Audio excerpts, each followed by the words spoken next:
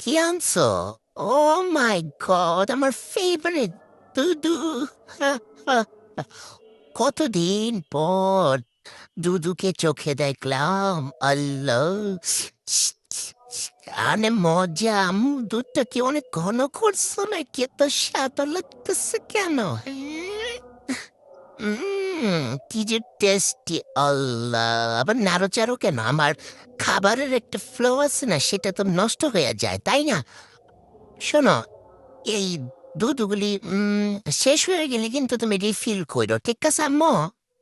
Refill করে this. আজকে তুমি এত ভালো হইলে কিভাবে? হ্যাঁ, যাই বলি তাই শোনো। উম, একটু চাইটা নেই, একটু নাকে মাকে লাইকে গেছে। আবার খাই। আহা, কি মজা! একটু দুধ দিছো কেন? একটু দিতে পারলাম না? হ্যাঁ, আমি তো এইটুকে এক চুমুকেই শেষ হয়ে যাইব।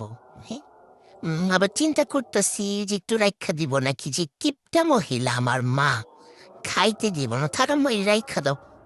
কি, খাই ফেলমু? আচ্ছা ঠিক আছে, তাহলে খাইয়েই ফেলাই।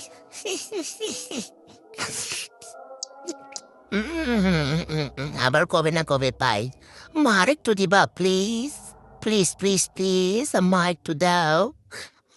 শেষ হয়ে গেছে গে। পানি দাওনি তো সাঙ্গা। একটু দাও প্লিজ প্লিজ প্লিজ, দাও। Piece piece piece.